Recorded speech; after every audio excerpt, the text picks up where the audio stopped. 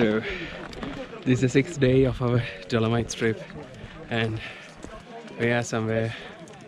We are in Tresemme, that means 3 peaks, and now we have come to Refugio Lavaredo.